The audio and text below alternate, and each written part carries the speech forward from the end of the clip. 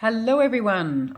I'm going to share this beautiful deck that I recently purchased off a lovely lady that lives in my hometown. I was very lucky. I happened to catch a comment on Facebook that she was having a bit of a clear out, and this is one of the decks that she decided to sell. I got this for a very reasonable price, and I actually asked her, in fact, why are you selling the beautiful Sacred Rose Tarot? And she went on to say that this is actually her second copy. So she's just in the throes of cutting back a little. And yeah, this was one decision she made, just to keep her original and to let a few other decks go, including this one. So I'm feeling very lucky. Now, this deck has been sitting on my writer's table for weeks, I have to say, or maybe 2 months. And I thought, that's it. I can't wait any longer. Now, I'm not at home, so I am sans tripod and sans Sacred Rose Tarot box. I left that at home. I'm house sitting, so I hope this isn't going to be too clunky. I've got the phone propped up against a large candle. So if it all comes crashing down, we'll all have a good laugh. So let's see how we go. The little white book has about 55 pages, if I remember correctly. That's including a spread at the end. Yes, it does. I like the quality of this paper because this deck is a little older. It still has that nice sheen. It's much nicer to hold. And as you can see, there's quite a decent amount of information compared to some other little white books that I've seen since. This is copyrighted 1982, which I love. And there's a forward here, as you can see. Now, look at this at the front. It says that its instructions are by, and of course, the artwork is also by, Joanna Sherman. However, when you open the little white book, right throughout, it spells her name with an H. Is it Johanna Sherman or Joanna? I'm not sure, but let's just keep it simple and I will call her Joanna. So just to share a little bit of this information, she says that this deck is inspired by the artistry of medieval stained glass windows and Byzantine icons. The artwork of Joanna Sherman provides a definitive link with the belief in the divinity of nature that prevailed during pre-Christian times. So that's interesting. She's talking about pre-Christian, but also Byzantine era, which was Christian. Constantine basically seized control. So he founded what is now Istanbul as Constantinople. But I thought I read that Constantinople was originally a place called Byzantium. They built extraordinary aqueducts because the city of Constantinople, which grew to be very, very large, had a major water issue. The water actually dried up and they had to ferry water in from, I think it was like 400 miles away. We're talking stonemasons here. And then they realized there was an issue. They needed to store the water because it wasn't always flowing in constantly like a tap. So they built these massive underground storage systems which could actually hold enough water to fill 27 Olympic swimming pools. Now, this guy was born in 272 AD, was a huge devotee of Jesus Christ, which is why he converted, if you like, the Roman Empire. He's the one that said, this is a Christian neighborhood, peeps, and that's the way it is. Now I forgot what I was going to tell you. Why was I saying that? Anyway, I was just saying that, yeah, it was such a long time ago. I can't, it astounds me how clever they were. And apparently their artisans and builders and craftsmen were actually quite extraordinary and were so far ahead of their time, as were many. Apparently he wanted to build upon all the engineering techniques that they did perfect in the Roman Empire. So he took it even further than that. So my long drawn out point is I can understand for Joanna Sherman why she was inspired by that period of time, that era. And are any of you good with ancient history? Wasn't it, because that Byzantine era lasted for over 1,000 years. It was a bloody amazing, apparently, and huge. It was a huge place. And then I think it was Attila the Hun, who was another brute, came in and conquered Constantinople, or conquered like he actually put an end to the Byzantine era.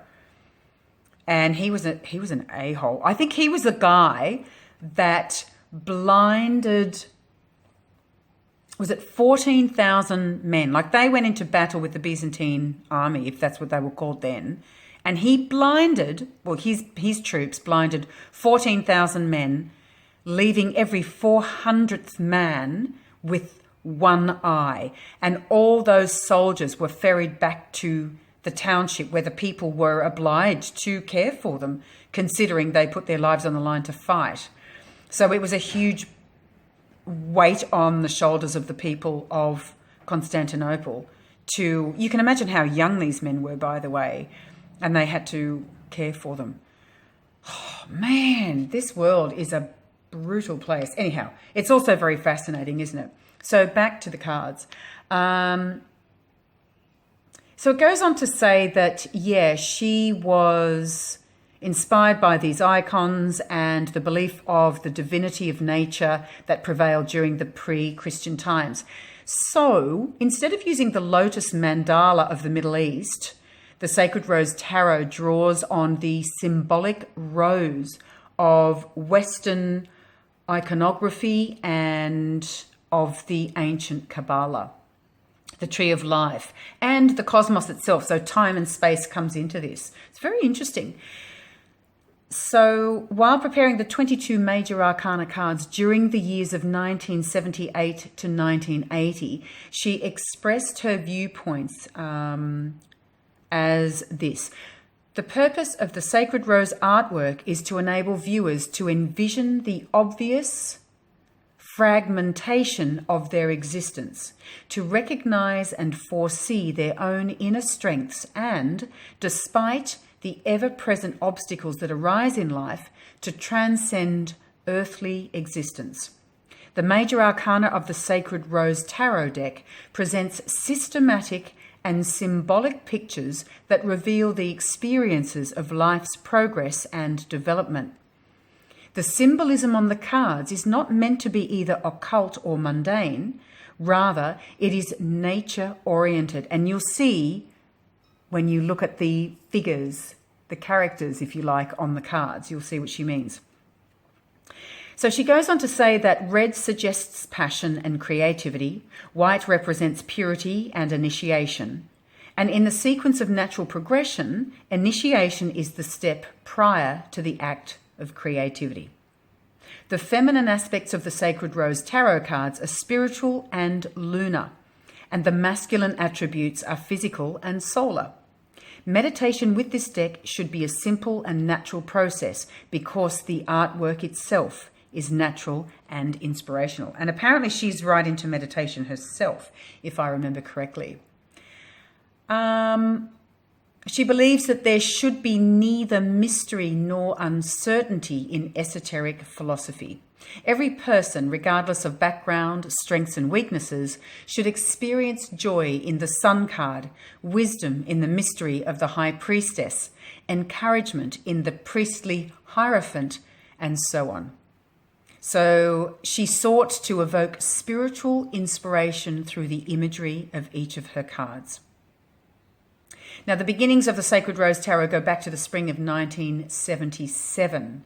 And that's when it goes on to say that an unsolicited business card arrived at the offices of US Game System. So it must have been her business card, and that really kind of evoked this inspiration and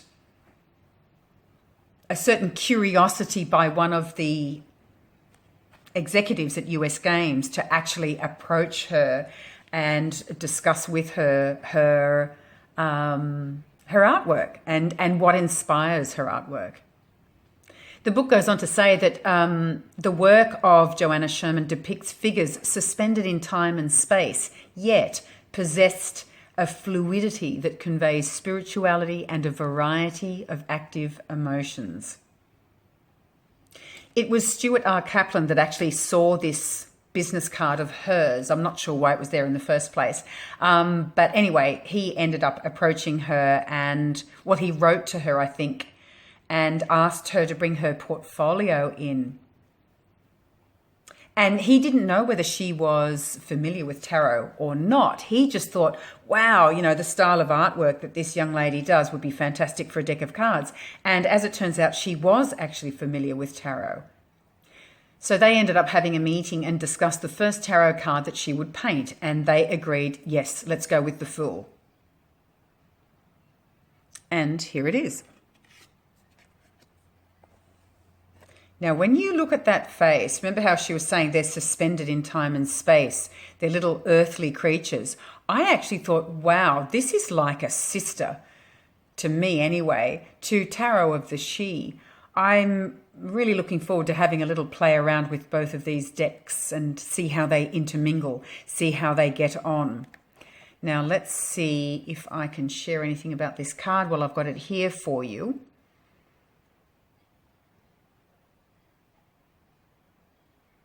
The earthy fool stepping out into life was completed during the summer of 1977 and appeared in print for the first time in Volume 1 of the Encyclopedia of Tarot. Encouraged by favourable responses to the Fool, we discussed the possibility of her completing the remaining 21 Major Arcana cards. For the next 6 months, the artist prepared various sketches and drawings, which she brought to our offices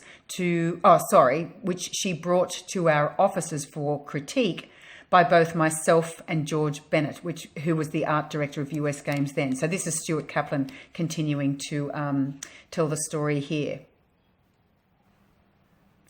Once the deck was set in motion, it appeared that all of Joanna Sherman's intuitive knowledge and instincts about the symbolism of tarot fused, and the imagery of each card emerged in dramatic and vivid colours. So let's see how we go. Here is the Magician.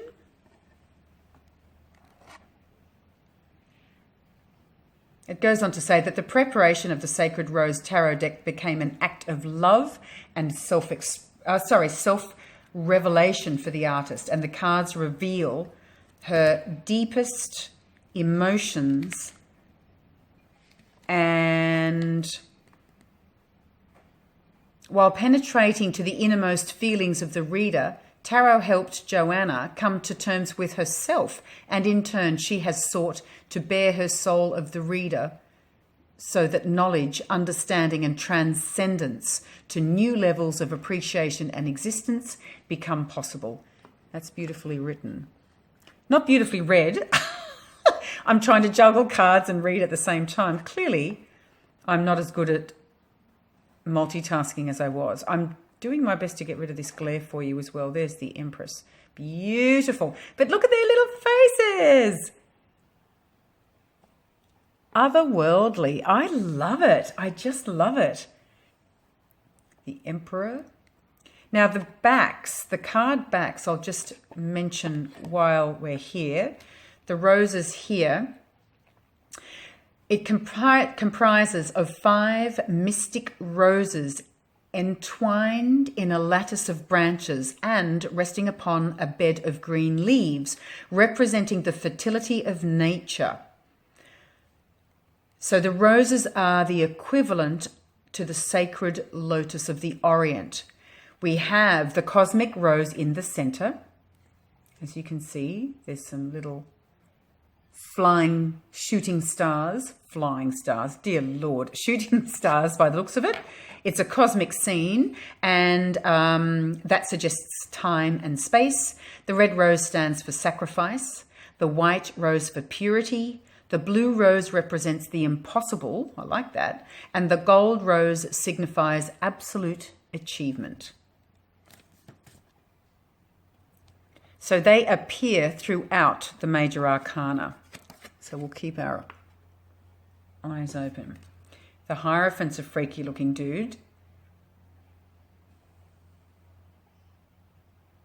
I do like it. I like the difference. Actually, Christine and Celeste. But yes, Christine has this deck also, and I didn't realize she had that until I bought mine. And what she did was black these edges rather than trimming it, and just with a Sharpie. And the deck looks fantastic. So you might even like to look at her video as well. Actually, I'll find it and I'll link it down below. Look at the lovers, how fascinating. Now, I haven't even read the card meanings yet, so I can't really tell you much about it at this time, but I might actually just take note of that one and go back and read that before I end this video. The Chariot, this guy means business. Look at the determination and see how his arm here is outstretched. He's really going places, but to me, he's already moving in his mind. Look at the crown chakra here.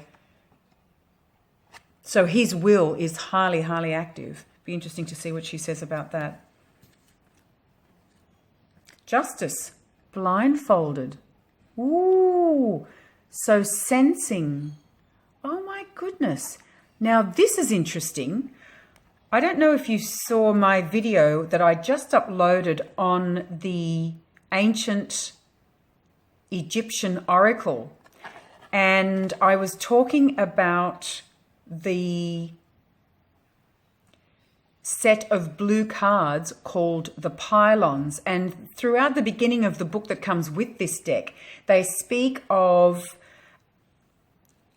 the advantage of knowing, or the advantage of having knowledge about the pylons. It's all to do with, I don't want to go off on another tangent, but it's all in relation to the sun god Ra. He is born every morn, lives a day, and then dies at the end of the day. Obviously, sunrise, sunset. And this was a very significant part of their religion. And not only that, living by the goddess Ma'at, who was the goddess of truth and integrity, or something along those lines. And when you were ready to pass over, you were basically, I don't know the finer details, but basically you were brought before the goddess and your heart was weighed against a feather. Now, I'm not sure, this looks like that could be, is that the rose there? It must be. Anyway, if your heart, which they believe is actually our conscience, if it weighs more than a feather, you're not going to have an easy passage into the afterlife. But if it did weigh less than the feather, it showed that you did live your life under the guidelines of Ma'at, and you had a safe and direct passage to the afterlife. So that's very interesting that in this card we have a similar concept, and I'll definitely read up on that and share that with you before we conclude. The Hermit. Wow, like he's a wizard, isn't he? Fabulous. I love this deck. And you know, I don't know that I would have purchased this deck. But my main focus at the moment is to, I was about to say collect. I'm not a collector for the sake of collecting, but my collection, I don't know what else to say. My personal collection is growing, but there are boundaries that I set for myself, and that is I don't want shelves full of clones, you know, whether it's Rider-Waite clones or anything else. This is funky. Look at this card. So in other words, I'm looking for artwork that really speaks to my heart, just like the rest of you, but I like to see differences. I like to see unique angles and philosophies with regards to the artwork as well as the meanings. So in other words, this is quite different to what I have, I do believe. I do see, again, as I mentioned earlier, like a little link. It's, to me, these are like, it's a cousin to the she, but it's not a copy by no means. Temperance. I hope I'm not taking too long for you here, but I just think you deserve, every card deserves time so you can get a decent look. Look at this guy. Crazy. People are worried about the devil card in the Morgan Greer. I mean, I think this is creepier. Ew. Heads are down. Not feeling great. Oh, isn't that Star Trek? Anyway. The Tower. Wowzer. That guy looks rather worried. So much action, isn't there? Like, it's very, very powerful. It's not just about falling down, it's falling out at you. It's like explosive in energy. I love this star. That's very funky 1970s, isn't it? It's groovy in the true sense of the word. The moon, very different.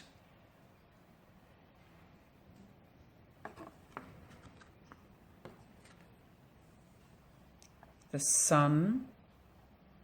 Oh, so we've got a bit of self-reflection going on here. Again, I'm very, very keen to have a look at some of these cards.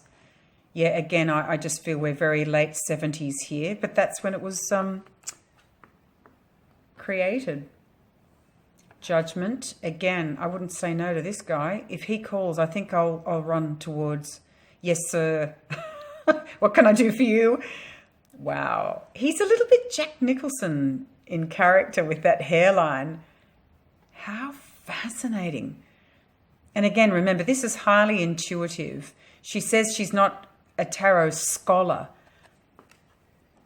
You know, this comes from a knowledge of tarot, but straight out of her intuitive bank. And there's the World card.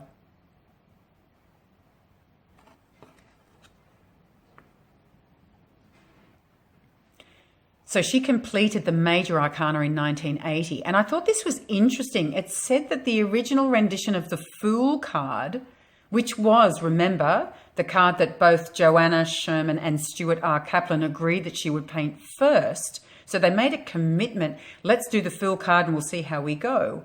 And by the time she got to the end of the Major Arcana, she felt that it sort of seemed a little bit out of place and almost destined to remain by itself. So she went on to modify the original Fool. And this is the card that ends up in the deck. I don't know how exactly she modified it, but apparently it's just slightly different to the original that she did, even though they both loved it. But it just, it might have been a little more timeless, as they describe the cards, a little more out there.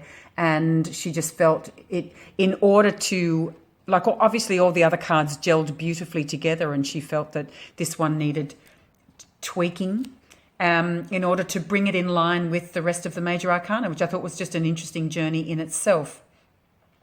And it just concludes here by saying that she's a devoted practitioner of meditation and a student of esoteric sciences. And she's just very content to remain with her family and friends, yet through the tarot, she's willing to touch the emotions of other people. It's the hope that both the artist and myself, that's Stuart R. Kaplan, that each card of the Sacred Rose Tarot deck will reach the heart of the reader and serve to clarify and enrich his or her life. I think that's a really beautiful forward. So there it is from Stuart R. Kaplan in New York. Okay, I decided to pull the Lovers card out and just read some of the description to you, because I think this is an interesting depiction.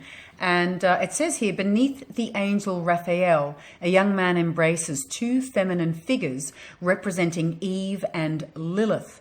According to Hebrew folklore, Lilith was the wife of Adam prior to the creation of Eve. In ancient Semitic legend, Lilith was an evil female spirit or demon. Now that's interesting, because we do in astrology, or some astrologers utilize Black Moon Lilith in their charts. Anyway, to get back to this, the blindfolded angel signifies springtime and the new dawn. Aha! The blue okay, I'm tripping over my words. The blue blindfold represents the realization of an otherwise impossible vision. The young man is a solar nature. He must choose between two aspects of lunar nature. On his right side is the figure of virtue, whose left hand reaches out to the cosmos, decisive and active, signifying a sense of purpose and the struggle for divine womanhood. By contrast, Lilith recoils from the cosmos.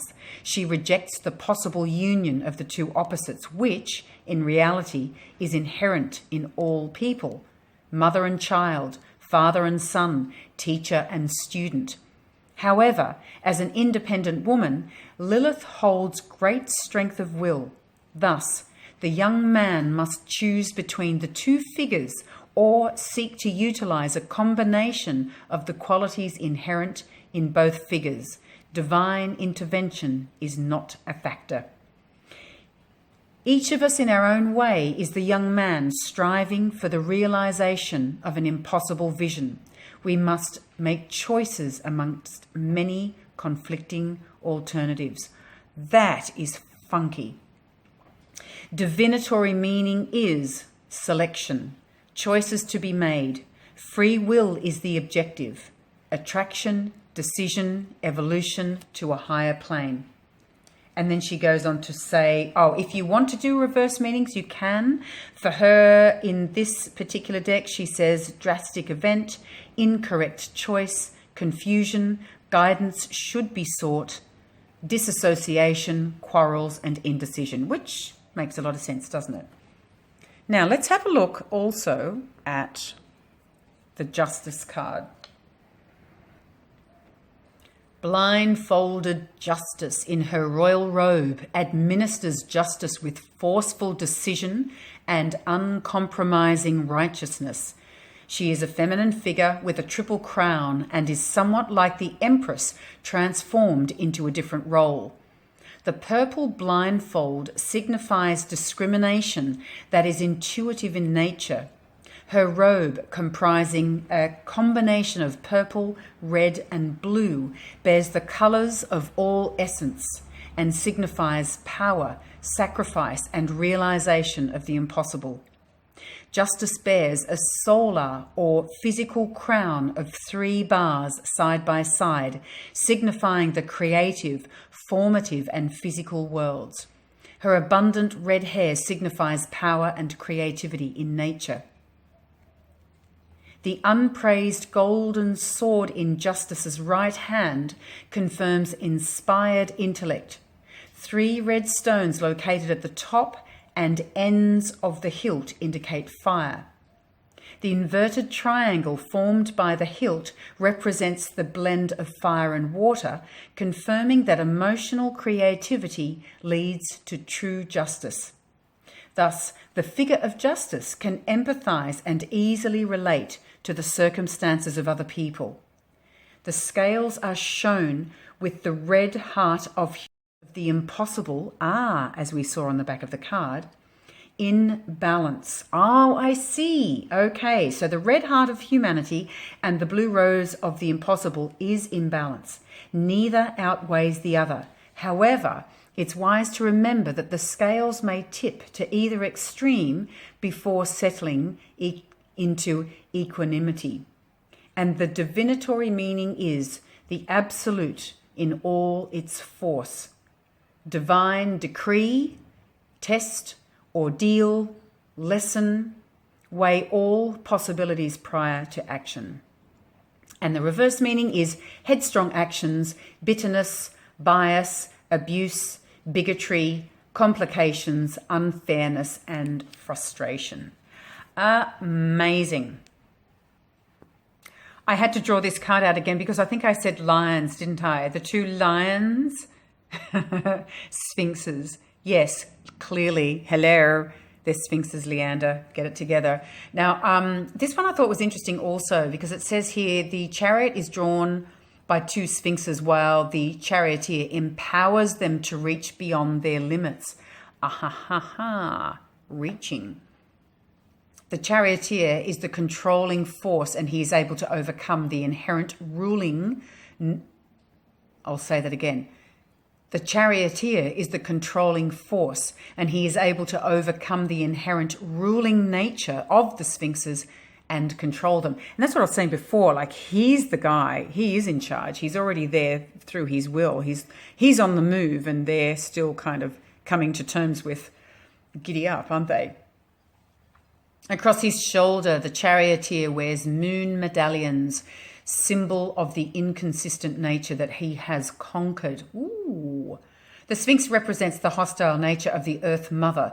In Greek mythology, the Sphinx was a winged monster with the head of a woman and the body of a lion that destroyed all who could not answer its riddle.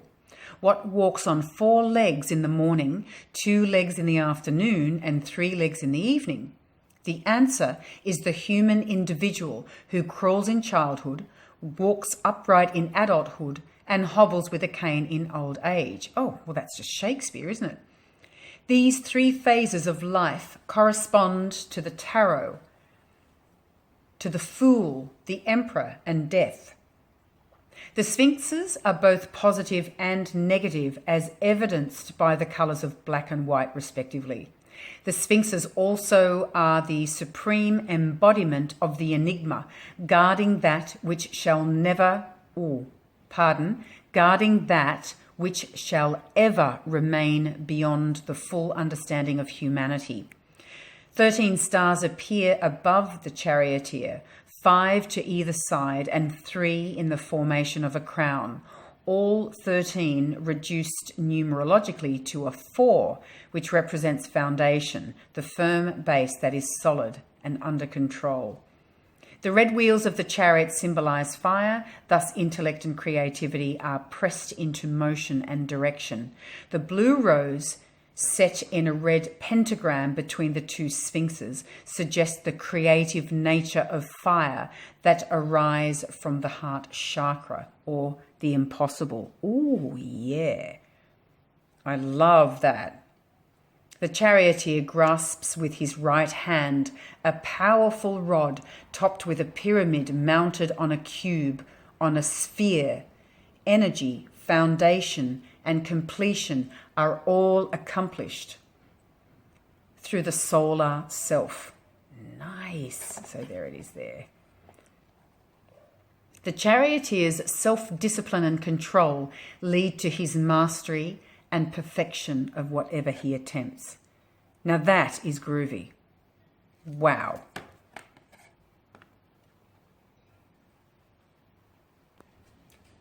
Okay, it's time to move on to the minor, but I might do the minor arcana in another video. I'm going to take the little dog for a walk, and I just feel that I'm not going to fit. I was going to do 4 cards in a row just to show you the numerological sequence, and I'm not going to fit them in this frame, so I shall have to alter my setup. It's been very creative today. So I'll be back to you soon, and thank you so much for watching. I hope I didn't ramble on too long, but I find this deck to be particularly interesting. Talk to you soon. Bye for now.